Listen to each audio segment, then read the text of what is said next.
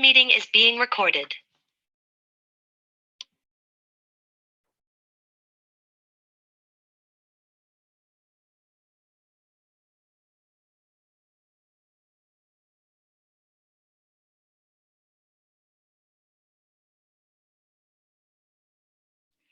Good morning, everybody, and welcome to our Reuters Events webinar on the topic of the future of insurance and the future role of insurance in our society. And we will cover three themes today. The first one is about staying ahead of the curve, how to do that. Number two, it's about exploring the benefits of adjacent services in insurance. We cover all types of insurance verticals today. And number three is about fully utilizing technology. So technologies such as artificial intelligence, IoT, drones, how does technology and insurtech actually help us? Because customer demands are shifting. And so does the technology who facilitates this user experience, facilitates to cut costs further, and also to launch new products and services. So these are the three key themes for our webinar today. And I've got an incredible panelist, incredible panel in front of me today. So I would like to introduce you to all of them. So we've got Georgi Dimov.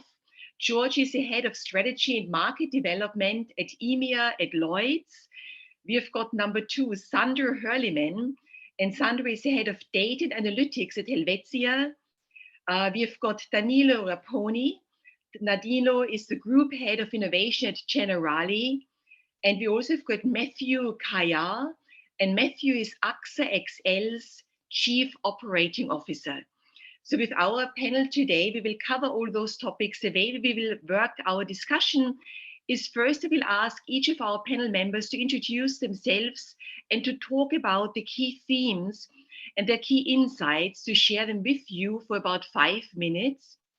And then afterwards, we will go into a Q&A session. And so the Q&A session will be very interactive, so you can get all your questions answered. So please type them in the Q&A box at the bottom of your screen. We will get back to them at the end of the presentations. So with that, I would like now just to introduce myself as well. So my name is Suzanne Chisti. I'm the CEO and founder of FinTech Circle. And FinTech Circle, we are an investment network. We invest in FinTech companies, in insurtech companies. And I also am the co-editor of the first book on insurance innovation, which is called the InsurTech book, which I've got here with me. So it's called the oops, that's how you can see it. The InsurTech book was published by Wiley a few years ago. And it talks about the things we are covering today in our webinar. So if I can hand over now as the first panelist to Georgi Dimov, as head of strategy and market development, EMEA at Lloyd's, to share his insights with us. Georgi, over to you, please. Thank you very much, Suzanne, and good morning, good afternoon, depending on where you all are or watching this podcast from. Many thanks also to Reuters for organizing the event, and for all the participants and panelists for investing time in what I think is a very pertinent topic for our industry.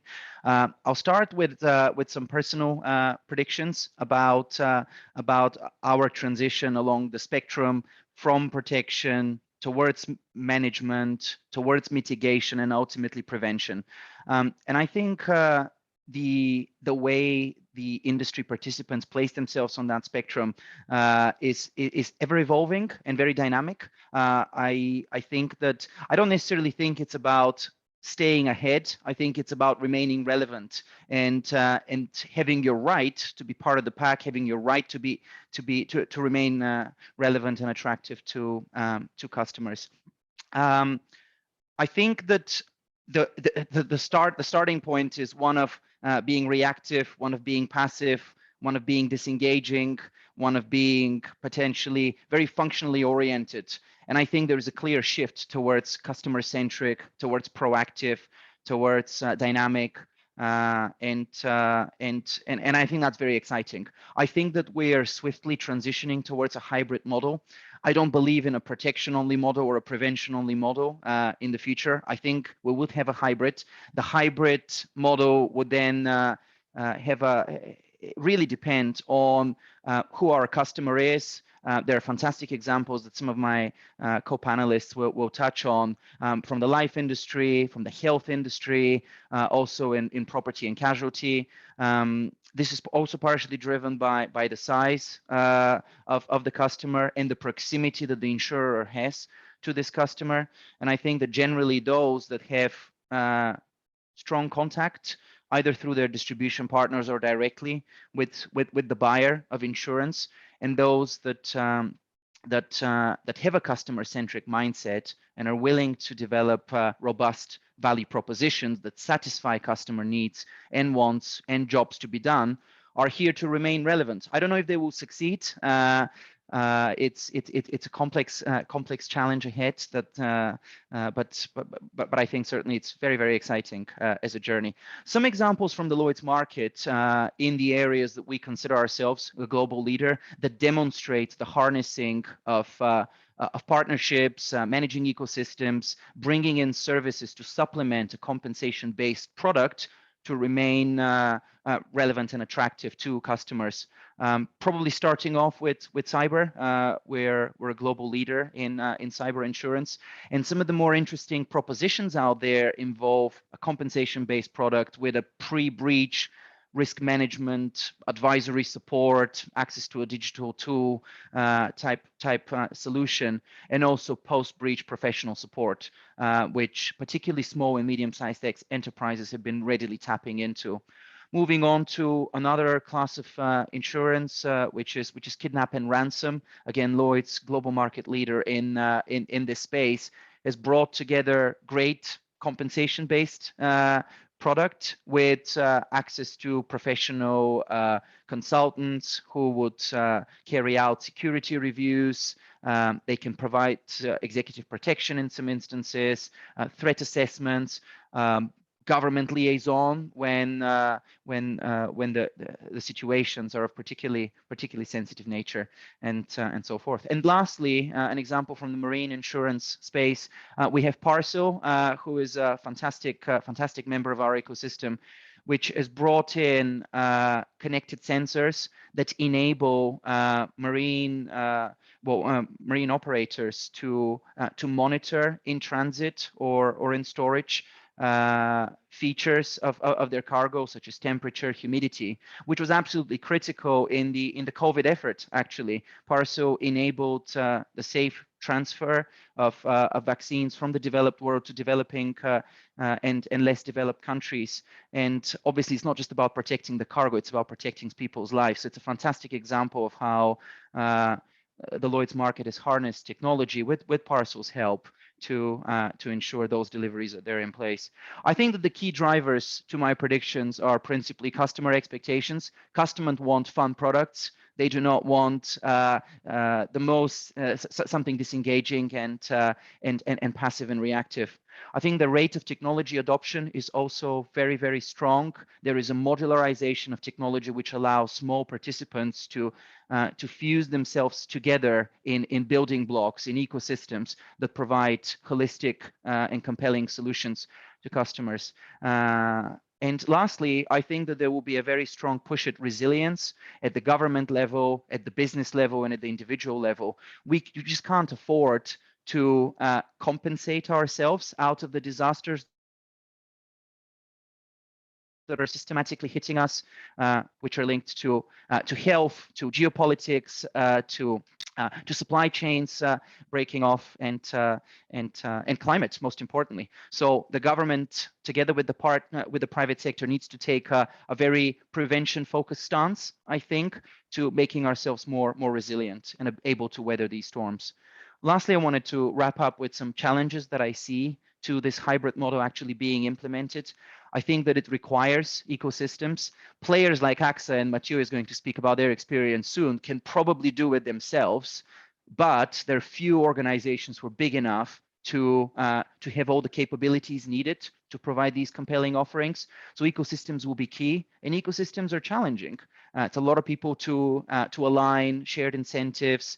There's a key dependency on some on few key actors. So I see a lot of challenges there. Also, data and technology change is complex. 70–80% of projects fail. Whilst technology adoption is there and strong, the ability to implement tech changes is, I think, still challenged. And lastly, we should not forget about the human factor. We're still selling to people. People are irrational. Sometimes they go away from good products, from good coverages, and they opt for something else. There is an optimism bias. People think that the worst things will not happen to them, so they don't invest in the time and effort to prevent those really bad things from happening. And also there's a question mark in my mind around trust. Are people, including business owners, going to voluntarily seed out their data in exchange for better products and better services? Some will, and there's a clear generational shift towards more connectivity and data sharing, but others will be reluctant. I think that some people will opt for the status quo. Lastly, I wanted to pose some open questions to the audience, which could hopefully spark some questions. And in particular, who do you think will own, drive, and monetize the shift to prevention? Is it going to be insurers, brokers, tech platforms? What do you think? Risk is changing at pace. Do you think that transition will be fast enough to respond to the challenges ahead of us? Will protection-only models survive? And lastly, what are some of the features of the macroeconomic environment are going to do to this trend? Are increases in interest rates going to pull away capital from insurtechs, which have been a clear driver of innovation in that space? Or actually it will perpetuate an ever strong trend? So thank you very much. I look forward to the Q&A. And with that in mind, I'd like to pass back to Suzanne. Wonderful, Georgine. Thank you so much for this holistic overview, which was excellent, and lots of key notes I took, which we will cover in our Q&A as well. So thank you so much for really touching all these key points, such as ecosystem, the almost insurtech for good, because there's so much which insurtech and insurance can do to improve our society. The digital transformation challenges, you mentioned, so really key points, and also our macroeconomic environment, obviously, how it impacts what we do. So let me hand over now to Sandra to also share, Sandra, your thoughts on what you do in Helvetia as head of data and analytics, and your key insights you would like to share with our audience this morning. Thank you, Susan. Thank you to all. Good morning, everybody from my side as well. I'm very pleased to share my thoughts about today's topic, the future of insurance from passive protection to personalized prevention. I'm Sandra Hürlimann. I'm responsible for data and analytics at Helvetia. Helvetia is a Swiss online insurer with strong roots in its home market, but also very important pillars in Europe and some global responsibility in specialty lines. I am absolutely convinced that the core business of insurance will expand.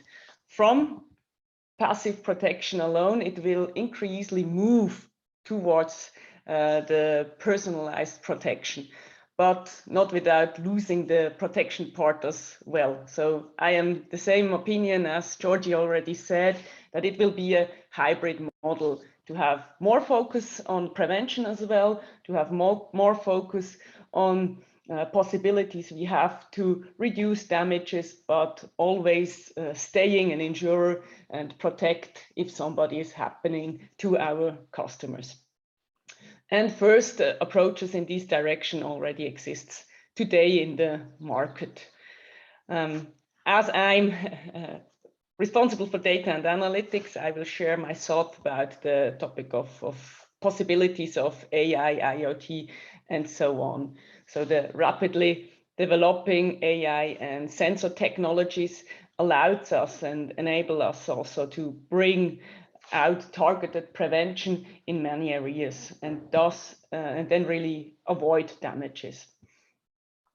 One example is in the household area. Grohe, together with AWS AI services, developed a device a device that you can put on your water pipes, and it's connected to the whole system. And when one pipe has a leak, then the device will stop the whole system and no more water will go into the pipes, and thus there is no damage at all. Otherwise, the water would flow through, and if you aren't at home, perhaps for a day, then you will have a big water damage. And the Grow Sense Guard, that really has the possibility to immediately break down the water system when it detects a leak in the water system. It sends you an alarm. The water won't flow anymore, and you don't have a damage at all. Solutions like this has also another very positive aspect.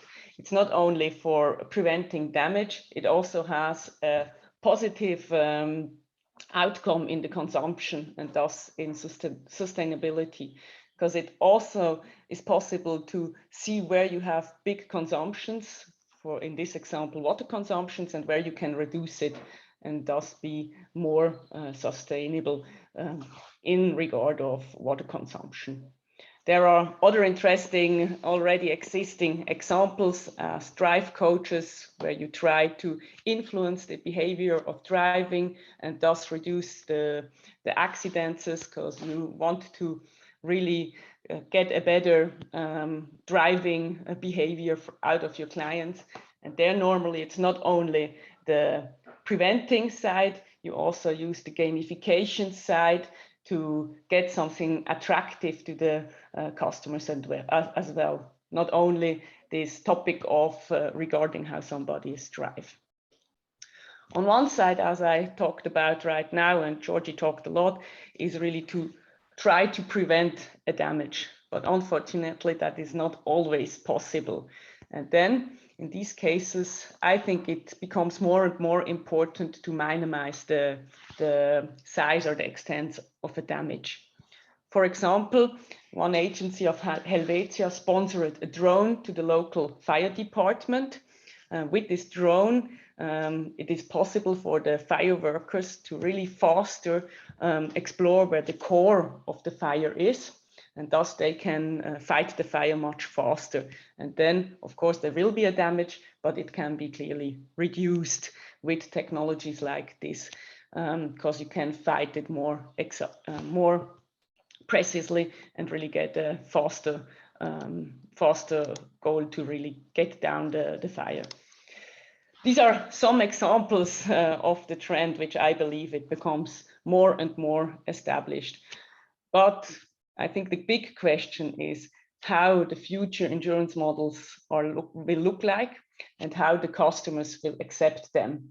Because as Georgie said as well before, not all are at the same page. There are behaviors, there are other data protection topics, and the big question is really how can we bring together the protection and the prevention really in a customer-centric way. But I'm absolutely sure that data will play a very important role in the whole game.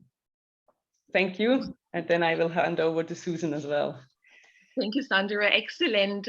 Thank you very much for giving also these very good examples. I think everybody on this webinar will want to have this water leakage sensor now installed.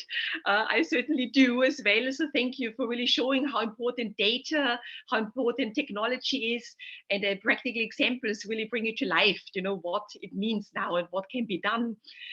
Thank you for that. So now I will hand over to Danilo Raponi. And Danilo is the Group Head of Innovation at Generali. Danilo, thank you very much for sharing your insights with us as well. Thank you, Susanne. And I'd like to touch upon and to start with something that Georgie and Sandra have already mentioned, you know, which is the big chance we have to harness all these new technologies and to work on these new, let's say, prevention, personalized models of insurance to dramatically and to drastically improve the customer experience that insurance customers face. Because let's be honest about it, right? We're still quite behind when it comes to a great customer experience as an industry, right? All surveys shows that we are still kind of there at the bottom with together with telecommunication companies. So I think there's still a lot to be done, right? And I was actually reminded of this, funnily enough, just a couple of days ago, as I was as I noticed a tweet by the journalist that hosts a very successful podcast called Planet Money, and he wrote, insurance is cool because even if you have it, it still kind of feels like you don't, right? And he had more than, I think 170,000 likes, right? And this is a bit worrying, right? In the sense that, but it's a common perception, of course, of customers. And that's why we need to work a lot on that. And that's why I think that insuring, using all the possibilities that are open to us, for example, by IoT, we are already making great progress there, right? Because what happens with IoT, of course, and what we have seen, for example, in Generali, by developing a number of products that are directly linked, or that they couldn't even exist without the use of IoT, thanks to our IoT factory, Generali Geniat, is that we reduce risk for customers, whether directly, obviously, right, through real-time risk mitigation solutions, or indirectly by promoting safe behaviors over a longer period, right? And this work of nudging, right, that comes with the use of these let's say monitoring technologies is of course important, right, to help customers understand their risks and therefore also prevent them, right? It's also delicate, right? It's also quite difficult from a customer experience point of view, because you also need to do it in a way that it doesn't seem patronizing or preaching, right? So again, there it's a bit of a fine line that we need to tread. Also, let's not forget that prevention services are not really new, right? So we have been providing customers with loss prevention advice for a long time, right? Risk engineering, I mean, as Matthias is our expert here, have been advising businesses in commercial lines for ages, right? It's not new, but it's new the way that we are doing it, the way we are making it accessible to a wide area, to a wide range of customers, and IoT allows all these to be better managed and also to be real time, right? So this is really the essence of a pure risk transfer world to one where you can, prescribe, nudge, and prevent. The way, and also, it's the risk prevention services are to us very, very interesting and very important, because again, as we've been seeing with the work done, especially by Genius, they open up 4 areas which are important, right? One is obviously creating value on insurance core processes, improving customer experience, as I mentioned, developing new business opportunities, but also improving sustainability, which is fundamental, right? Because every time we speak about innovation, every time we want to do something innovative, we obviously are aware that in the world we live now demands that anything new that we do is sustainable, right? From a lot of different points of view: financially sustainable, environmentally sustainable, sustainable from a societal and macroeconomic perspective. And this obviously is very much aided by these new technologies. Let me maybe conclude by speaking quickly about the sector that, for Generali is very important, but it has been a bit less touched by real-time risk mitigation services, which is life and health, right? There haven't been that many insurance pilots over the last few years and months about early detection, care optimization, and stuff like that, and this is because of a number, obviously, of valid reasons, which is obviously, in terms of health, the health costs in most countries are covered in very different ways. So it's difficult to think about scalable projects. When you enter the medical space, you face a lot of regulatory challenges. It requires a lot of specialist knowledge that not necessarily, are there for insurance, and also execution and scaling, as I mentioned, is very difficult. However, we think it's important, so we keep investing a lot on it, and we also think that the use of new technologies is important in the life segment, and also life intended as planning for the future, savings and retirement, which is another big part of what we do. We are we are investing a lot on that. We are exploring business models that leverage a lot on various technologies to help detect consumer consumption trends of our customers and fight them in a way, right? And try to see how we can nudge them instead of consuming more, in saving more, and being ready for when retirement comes. I think that's it. I think if I had an open question, just to end a bit like Georgie did, for me it's really important to ask ourselves is when talking about the future of risk prevention and risk mitigation, is obviously embedded insurance is key there also to play the game, but how, right? Embedded insurance can be seen in at least 5 or 6 different ways, right? What's the best way forward? Also, what role do we have to play into direct distribution, and how is distribution changing to come closer to our customers? Thank you.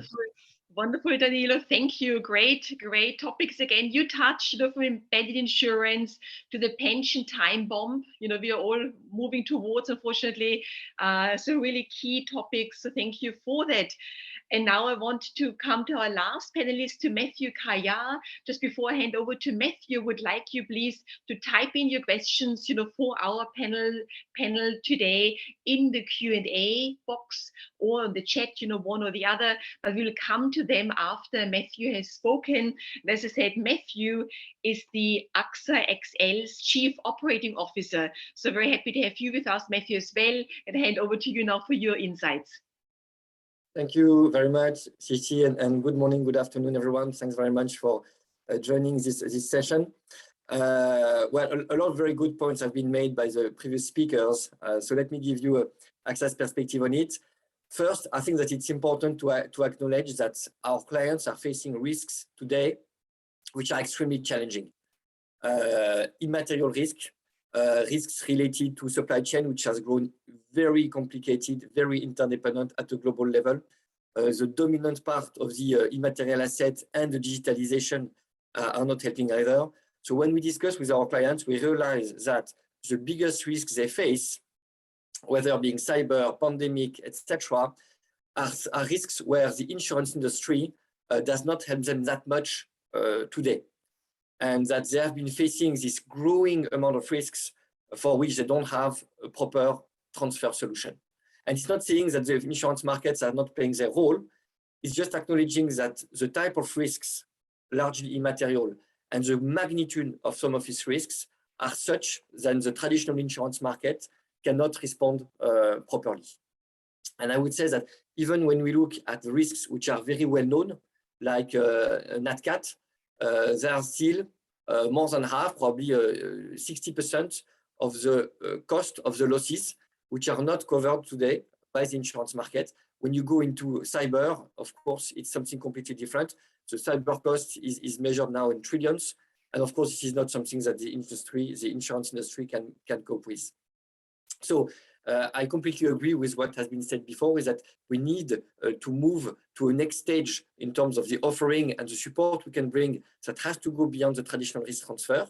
AXA's CEO, Thomas Buberl, set several years ago a strategy of moving from payer to partner. And I would say that when it comes to commercial lines, it's really something that is absolutely critical just to enable a solution. Even before being, I would say, a preferred partner or whatever, it's just making sure that we create a solution for our clients. And this means basically, as it was said before, to supplement the risk transfer that is more traditional with new solutions in terms of prevention of the risk, pre and post claims to limit the impact of the claims, and also a number of services that are very connected to that might not be 100% risk reduction, but that are still connected and leveraging the same kind of digital enablers.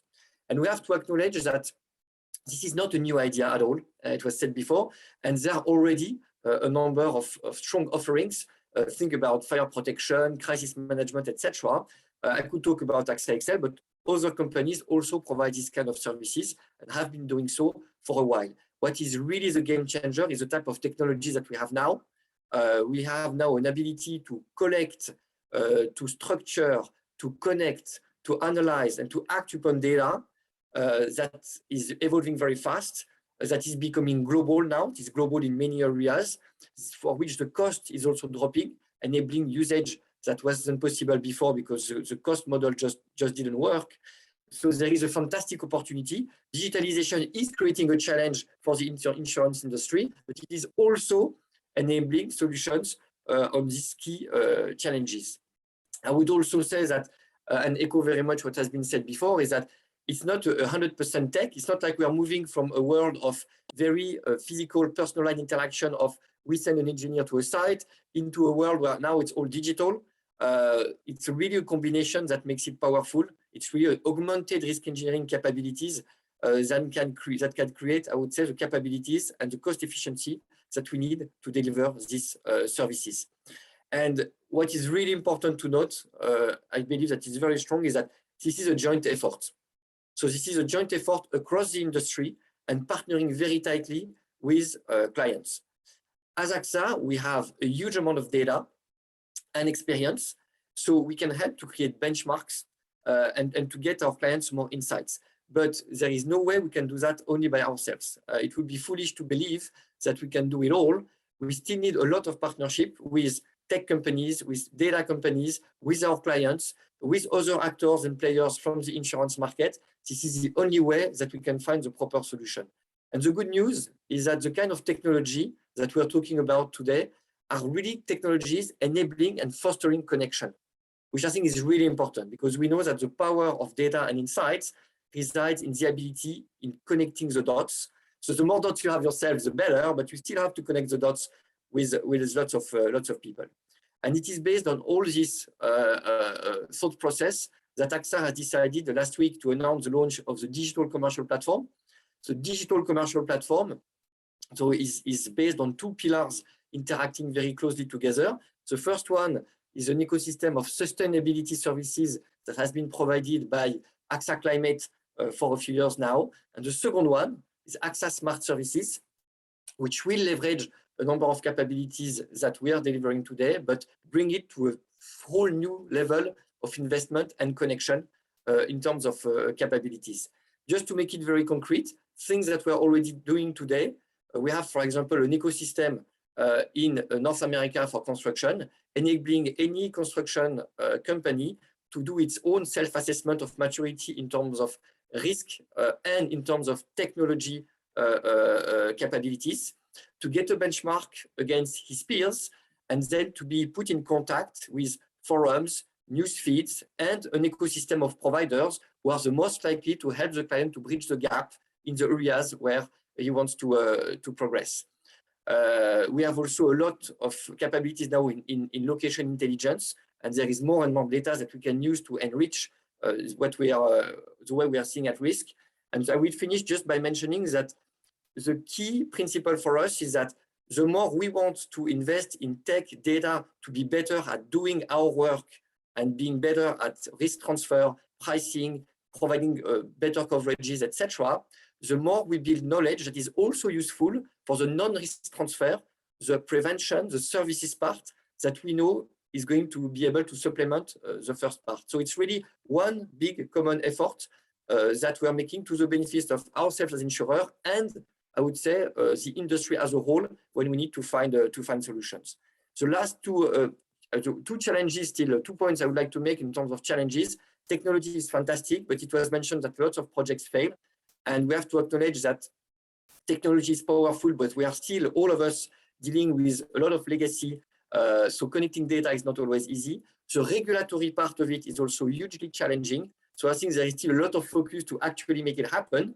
But the positive points in that focus is that it gives us the opportunity to partner very closely with a number of stakeholders, in particular our clients. And just that in itself help us progress in our journey to better understand their needs and better serve them. Thank you. Well done, Matthew. Thank you. Fantastic overview as well. And congratulations to your launch of the digital commercial platform just last week. So very timely. So now let's open up our Q&A session. So I invited, all of you as our guests today to type in your questions in the Q&A box at the bottom of your screen. I can see questions coming up already, so I will read them out now to my panel members, and then please continue to write those questions down. We also have got some in the chat function, so we'll come to all of them, all of your questions as much as we can, in our time. So if I can start with Alan. Alan asked the question, and he said, is the insurance industry willing to proactively invest in the technology that is needed to help prevent and minimize claims? And he continues, he says, this is not their core business, but in the new hybrid model, they are highly dependent on it. How do they know that they use the right technology? So very good questions from Ellen. Who wants to take this one? I perhaps can start with this one, if it's okay for my colleagues. So absolutely right. We are insurance companies and not tech companies, but as Matthew already touched this topic, I'm convinced that there will be collaborations. There will collaborations together with tech industries, and we really have to develop our capabilities within these topics.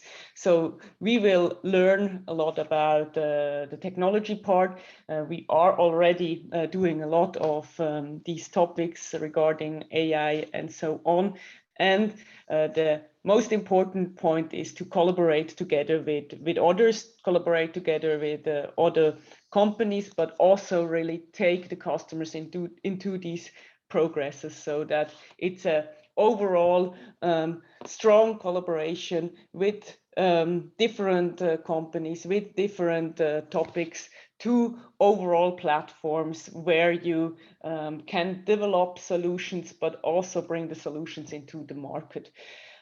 If we are looking to other direction, if we are not talking about Europe, for example, if we're talking about Asia, where the market of the technology use in insurance industry is much further developed, there are already insurances that say from themselves that they are tech companies who sells insurances. So it could be that this won't be the next steps, or I'm sure this won't be the next step in Europe, but I'm convinced that we are going into the direction that within the insurance industry there will be a lot of more technological capabilities. And the most important part of this is to really collaborate with the right partners, to collaborate with the customers, to develop solutions that help to prevent damages. Great points, Sandra. Thank you. Who else would like to add to this question? So is the insurance industry willing to proactively invest in the technology that is needed?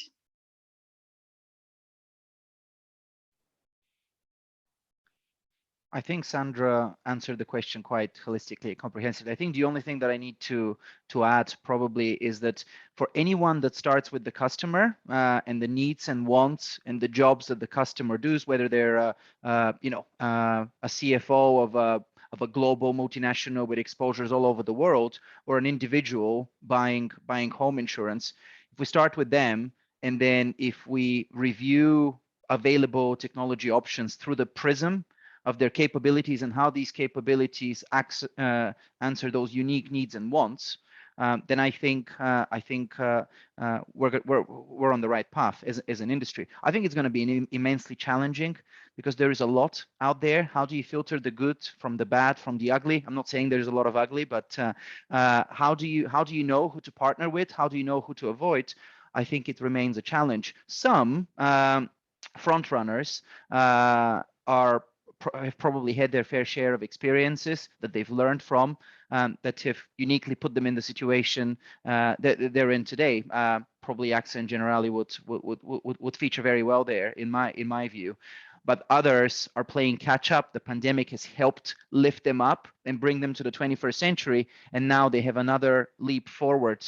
I think they need to take to be able to remain relevant. But I think Alan's question is very astute and spot on. Thank you. Wonderful. Thank you, Georgie. Let's go to question number 2 from an anonymous attendee. And he said, if the exposure is reduced thanks to prevention services, will premiums decrease? So maybe either Daniel or Matthew, if I can hand over to you. Yeah. Well, thank you for the question. And it's normal and that this is part of the equation. I would say that first, this is already the case today. Insurers, reinsurers are already spending a lot of energy trying to assess the risk to be as competitive as possible, which means that when there is a reduced exposure, when they put a recommendation that is cleared, then the premium can reduce. But we have to bear in mind that the type of investment we're talking about to secure some of these risks are of a magnitude that is way beyond the insurance premium that is paid today. And for a simple reason is that the challenges we're talking about are largely about risks which are not insured. So you cannot make a saving on a premium that you're actually not paying. So I think what we're talking about here is really to enable some of the coverage or enable either an enhanced coverage, basically because there is prevention in place, you can get more coverage, or because there is the right attention to prevention, a coverage becomes possible, or the right risk insights. And beyond that, that will be all I would say, the support that is provided, not in view of having necessarily a risk transfer, but just in making sure that we globally learn from each other to try to help our clients avoid the claims. So again, fair question. I think it is happening today, but we are talking about a whole different dimension with the ambition that we are setting today. Fantastic. Any other comments from anybody else on this question? No, great. So let's go to the next one. I go to the chat now. We've got one question by Morten, and he asked, what are your comments to the use of IoT or smart home data and analytics for creating customer touch points and providing personalized advice about damage prevention and family safety? Who would like to respond to this one? I can go for it if Danilo don't want to. He touched the topic of IoT as well. So I think, thank you for this very good question, Morten. I think this is a very important part of the whole thing.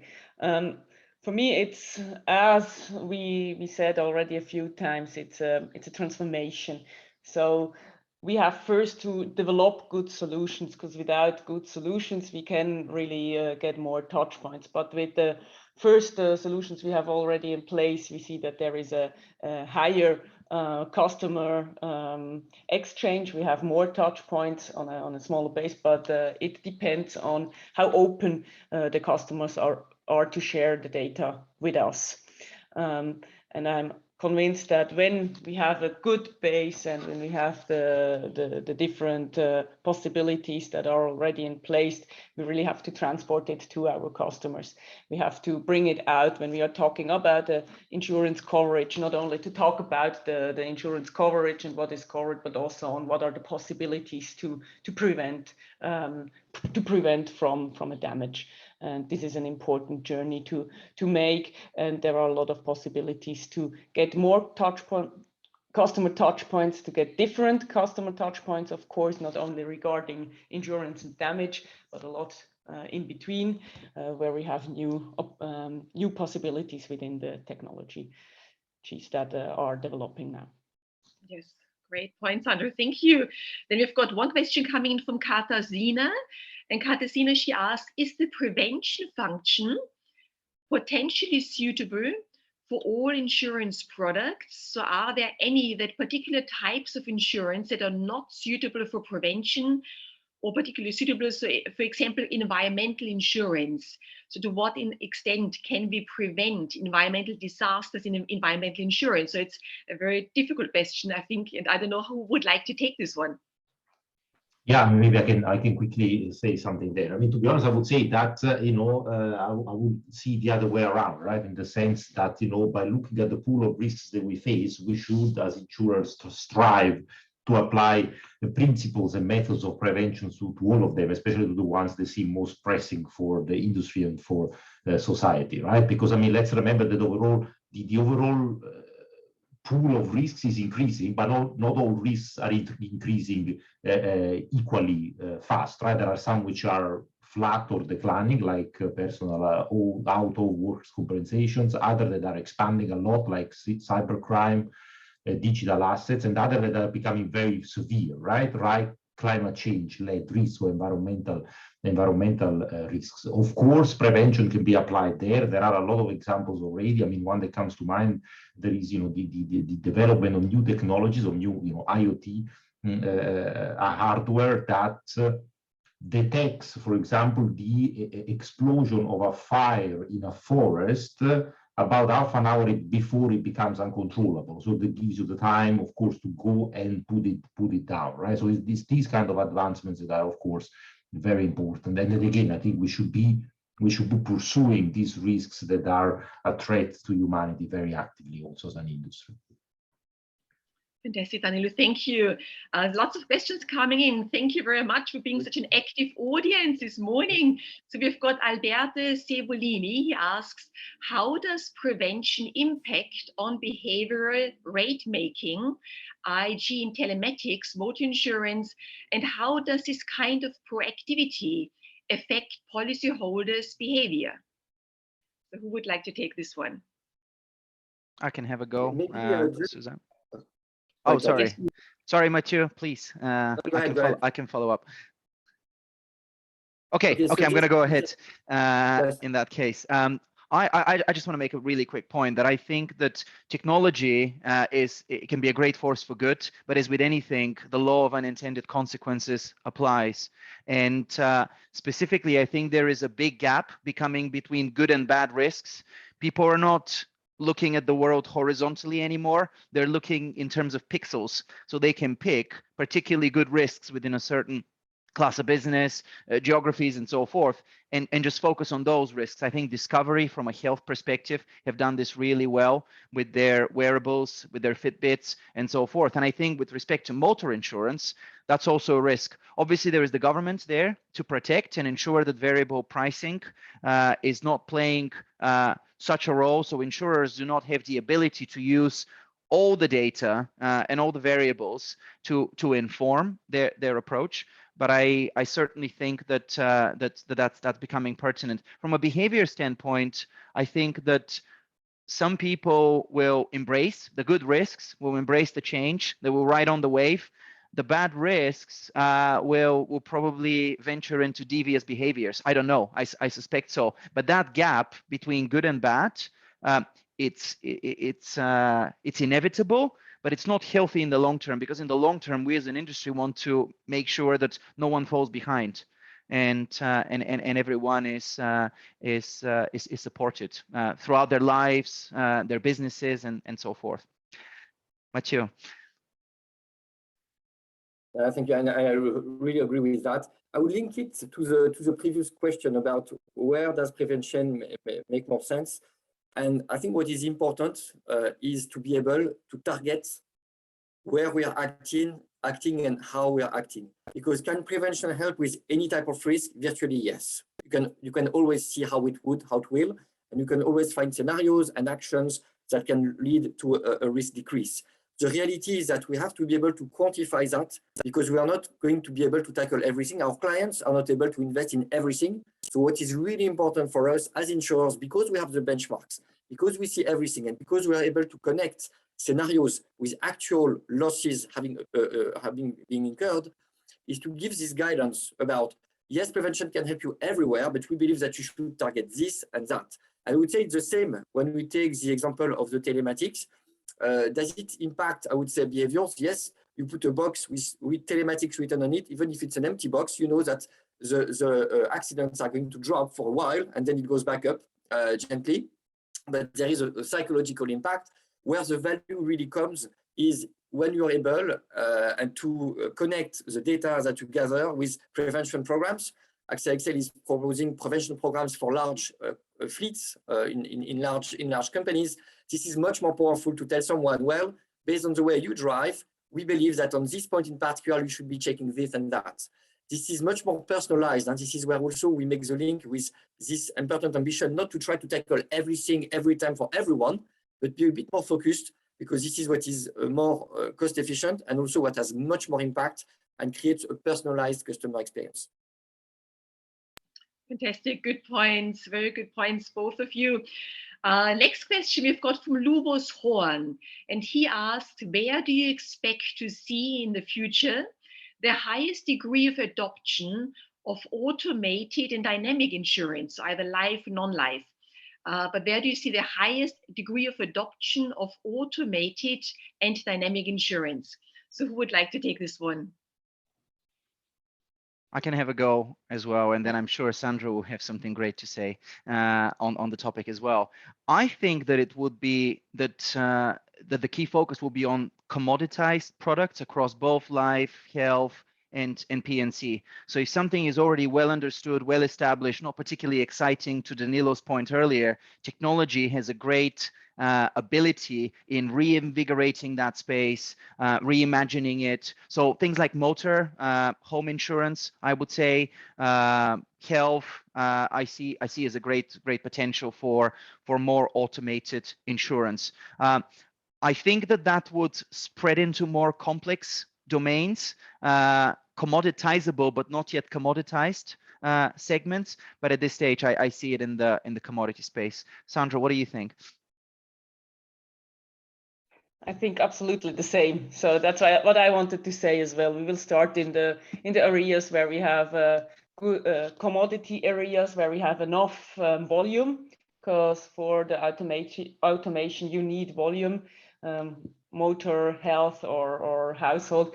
But when we have reached a special degree or any degree of automation there, then it will spread out on the other or more complex areas as well. So I have absolutely the same opinion as you, Georgie. Fantastic. We have a next question from Russia. And Russia asked, where do you see the future of insurance supply chain? And do you see yourselves more as a product aggregators, factories, or boutique insurance offering advisory and personalized services, or more like part of a wider ecosystem? And I'm sure that each of you has got different responses to that. So who wants to take this one first? I can go maybe quickly from my point of view. I mean, despite all prophets of dooms, I'm sorry to say, but insurance is here to stay. Insurance companies as well, and actually we will be increasing also the share, let's say, of relevance that we play in the whole ecosystem as we enter, in maybe new markets, new risks, thanks to these new automated dynamic ways of offering insurance, thanks to going beyond insurance, right, via a wide range of services and products that we offer to our existing and new future customers, but also, with the, as I mentioned before, with the embedded insurance, obviously, the way we will be offering everything, the way we will be interacting with our customers also is changing already, will be changing more. But I think it's very safe to say that we will be the pillar of the insurance and risk transfer, risk prevention ecosystem, however it will look like in the future. Great, thank you, Danilo. Matthew. Yeah, thank you, and I agree. And we should really, this is an area where we have to, I would say, play our role as insurers, and also an area where we have to acknowledge that it is going to be much more than just offering risk transfer. Just because of the magnitude of the risks that we are facing. It's something that we as an industry have tried to crack for a long time. And I'm confident that we'll get there because we are more and more in a position to collect the data we need, to connect this data, etc. But there is more work that we need to do. The good thing is, I think this is really core to the strategy and it says the operations of our clients. So when we talk about these topics, we are close to our clients, which is exactly the right thing to do. So yeah, for me, we have a big role, and this is really an area where we have to expand between coverage and prevention, because there is so much more to do. It's connected to so many different risks that we as insurers have to monitor, have to follow, have to be informed about, that we are in a good position to help solve it. We're not going to solve it by ourselves, that's impossible, but I think we are in a very good position to partner closely with our clients and a number of tech companies to solve it. And I think that should be one of the priority target of our industry. Thank you, Matthew. So we are coming to the end of our webinar in the next 5 minutes. So I've got a last question now, which I wanted to ask all of you, which came through our Q&A chat box here. And it says, what does each panelist see as the technology having the biggest impact on our industry? So if I can start maybe with Sandra, and then we go through everybody just to get everybody's view on that. Absolutely. So I think there is not one technology that is the best. It's much more the connection and the collaboration of the different technologies. And again, where you can build up platforms using the different possibilities from technology playing together, that will give us the biggest impact on the industry. I think there is not one technology that you can take out of this ecosystem. Thank you, Sandra. Georgie. I completely agree. I think the beauty of technology is that modularization, and I spoke about it briefly earlier, how different pieces of tech fit together to satisfy a need or resolve a problem. I see it as a bit of a cheeky question. So I say, if I have to choose one technology, I'll probably say video collaboration. I think an easier mechanism to get closer to the client and understand their need and want, I think to me, that's absolutely core. Just so that I'm clear, I'm with Sandra on this one. I believe in the in a broader ecosystem of tech services. But if I had to answer for one, I think that proximity between the producer and the consumer, and obviously Lloyd's is a marketplace. That's what we're all about. Sometimes we're somewhat removed marketplace from the end consumer, and in that post-pandemic world, our ability to interact with the retail broker, with the client themselves, and understand what is it that you struggle with, what can help, what can serve as an enabler to your business, then I think it's much easier to understand what you need to harness from the tech environment to satisfy those needs and wants. Excellent, Georgie. Thank you, Danilo. Yes, I agree. I mean, there is one technology, right? In that sense of the question, I think it really depends on what you're trying to achieve, and a lot of new technologies and new developments are going to be fundamental in the future of insurance. I'd rather map them all, right, and maybe put them on a matrix with, you know, on the one hand, technical maturity on one axis and the industry applicability on the other, right? Because again, let's always remember that this an industry with peculiar needs and application potentials, right? And then on this axis, of course, you would have a lot of different things depending again on the objectives and the goals that you have. You know, you have of course, obviously, you know, artificial intelligence, applied AI, trust architecture, connectivity, future of connectivity, distributed infrastructure, right? So it's all stuff that is very much up there and is going to play a role in the future. Wonderful, Danilo. And Matthew. Well, I agree. For me also that there is no one big technology that will make it work. Actually, I would say if I had to try to answer to the question, I would say any technology that enables the training and the adoption from the people. Because to be honest, we talk a lot about technology and how we can push it further, but in large commercial lines and specialty risks, I think that we've been quite traditional for a long time. And there is always a risk that there is a tech moving on one side and the rest of the industry that is still a bit more, I would say, potentially lagging behind. I think the key point for me is how do we make sure that everybody embraces this technology? All the people in our companies, in brokers, etc., are embracing this technology and moving towards that. I think this is what could be the best and most efficient shift to create assets which are, I would say, data enabled by nature, etc. This for me is the key point, is how we bring in everybody, the people, along with this technology change, because it's a big culture shift, and I think that we have to find ways to accelerate it. Fantastic, Matthew.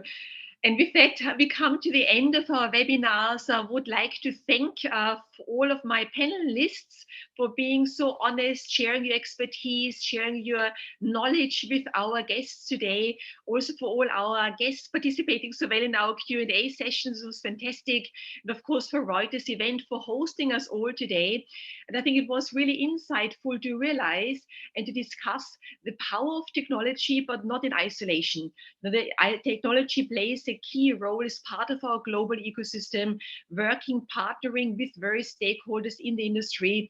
At the end of the day, that people are still leading all of these efforts. People, all of us, we are key, all our guests are key to make it all work and to make sure that digital transformation programs become successful, that we can service our customers better, with better customer experience, at kind of in better ways. So I think this was a fantastic insight shared today this morning. So thank you all very much for your time.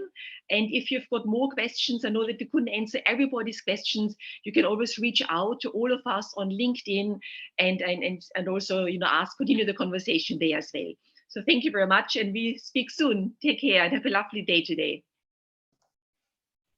Thank you very much for listening. Thank you all. Thank Bye-bye. you. Thank you. Bye. Bye.